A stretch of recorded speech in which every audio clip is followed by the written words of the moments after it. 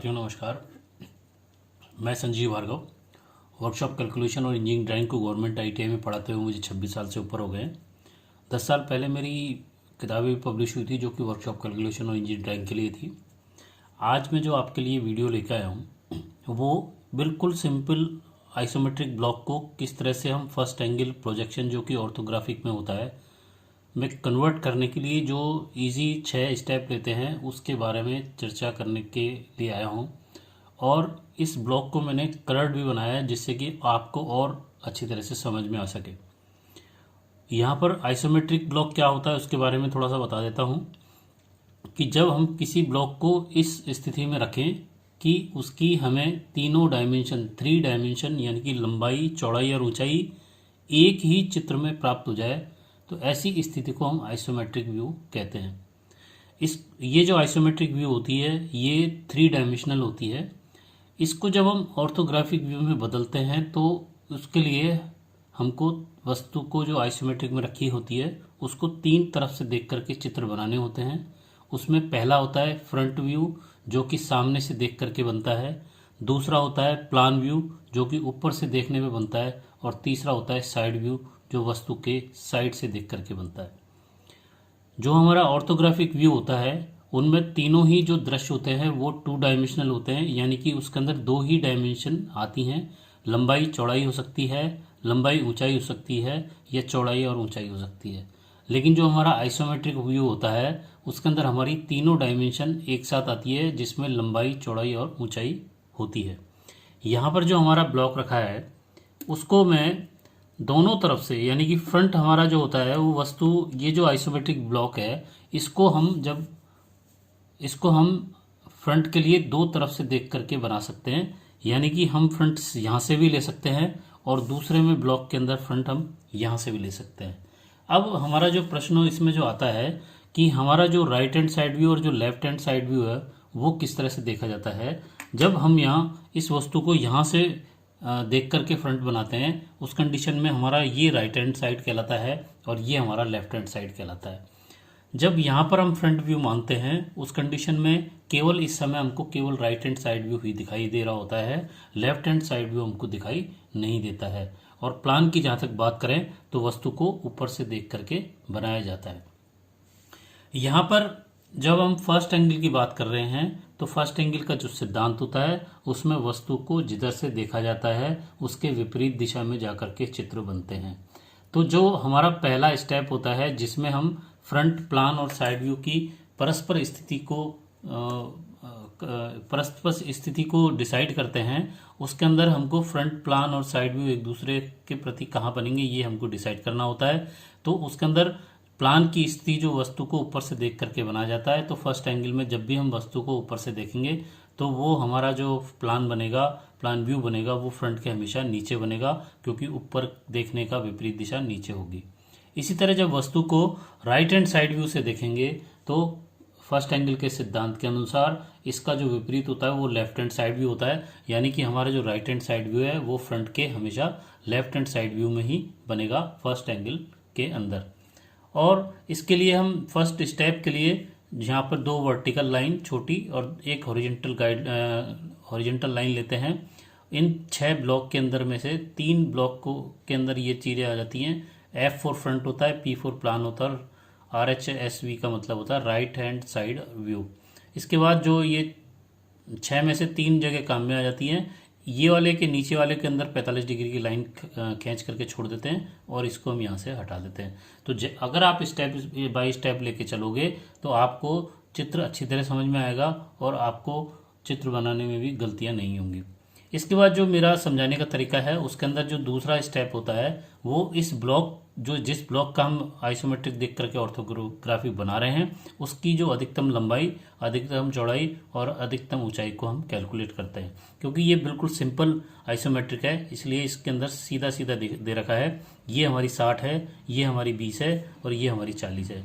यहाँ पर लंबाई और चौड़ाई में भी डिसाइड करना होता है कि कौन सी लंबाई होती है और कौन सी चौड़ाई होती है। तो जो डायमेंशन हमारी लंबी होगी वो लंबाई कहलाएगी, जो छोटी डायमेंशन होगी वो चौड़ाई कहलाएगी। यानी कि यहाँ पे हमारी 60 लंबाई होगी और 20 हमारी चौड़ाई होगी और ऊंचाई यहाँ पे हमारी 40 होगी।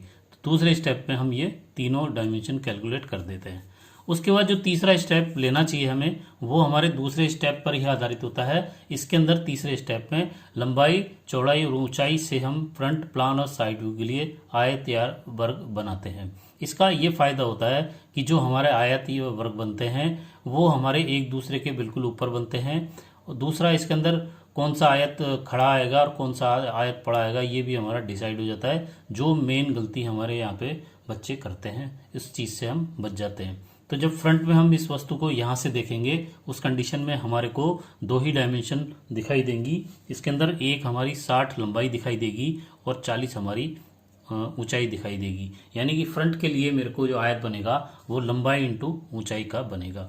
इसके बाद जब हम वस्तु को राइट हैंड साइड व्यू से देखेंगे, उस कंडीशन में इसकी जो दो डायमेंशन है उसमें एक 20 हमारी चौड़ाई दिखाई देगी और एक ऊंचाई हमारी 40 दिखाई देगी। यानी राइट हैंड साइड व्यू के लिए जो आयत बनेगा वो हमारा 20 बाई 40 का बनेगा।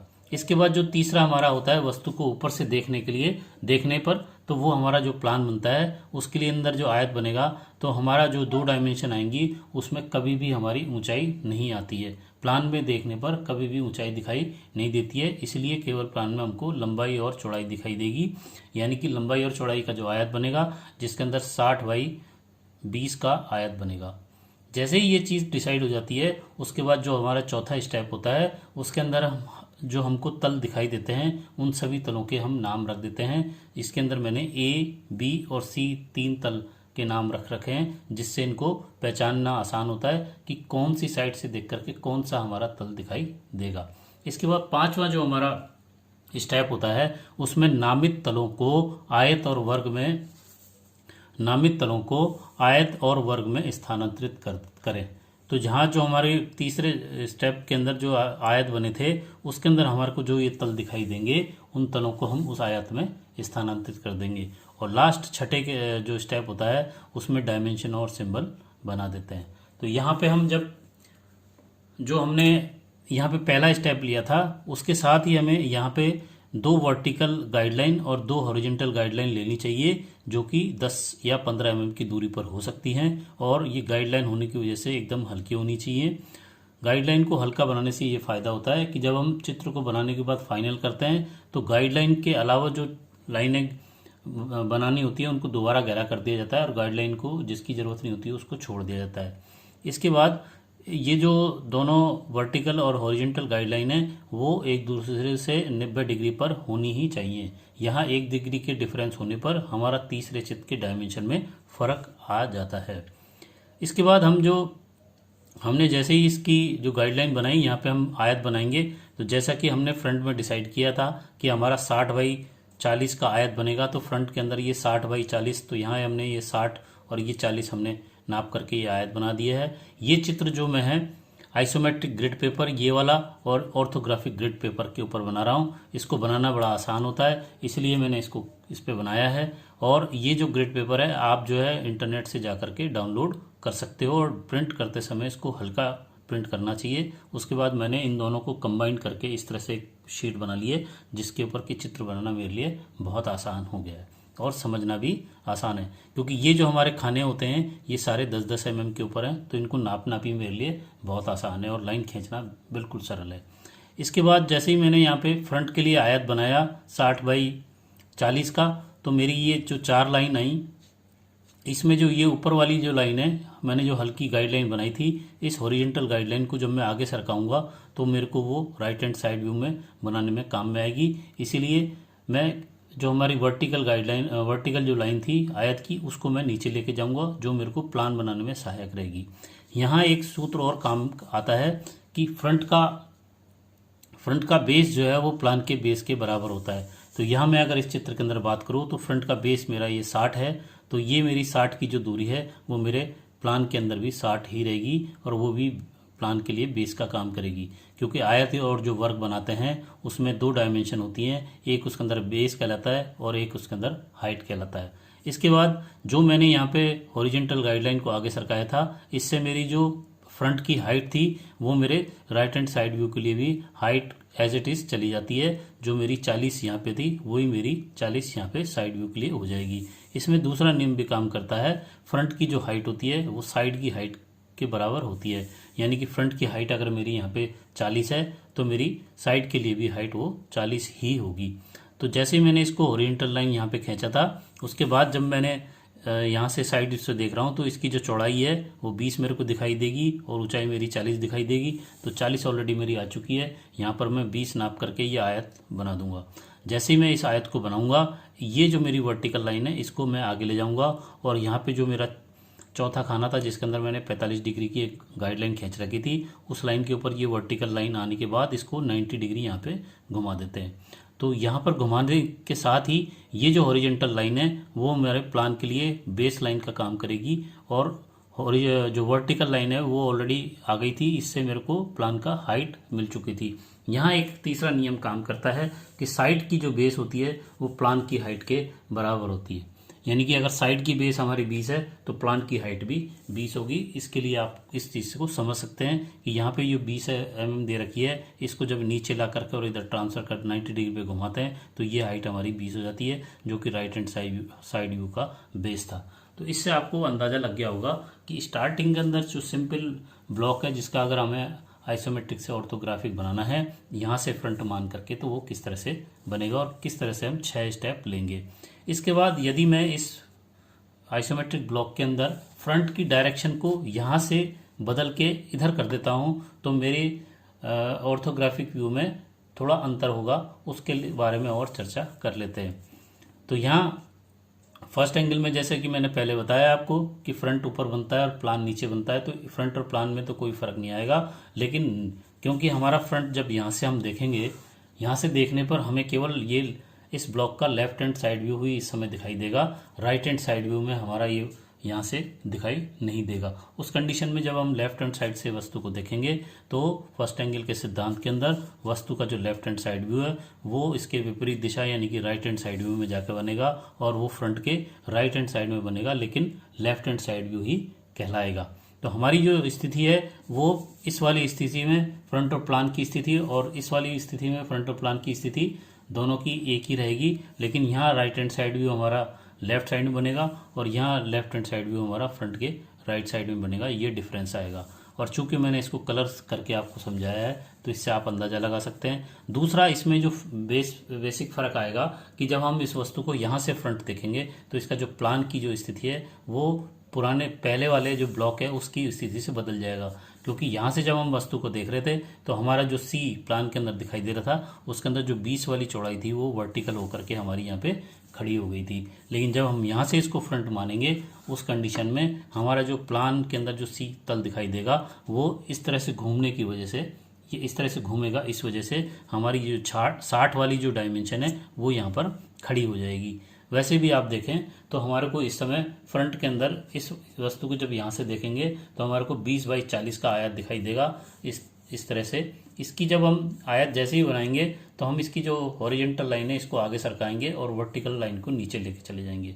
इसको नीचे ले जाने की वजह से ही ऑटोमेटिकली हमारा जो शीतल है यहाँ पे खड़ा दिखाई देगा, क्योंकि हम जब इसका साइड व्यू बनाएंगे तो साइड व्यू को बेस यहाँ पर इधर से देखने पर 60 हमको दिखाई देगा, जिसके अंदर हाइट हमारी 40 होगी। तो साइड व्यू का हमारा, तो यहाँ पर हमारे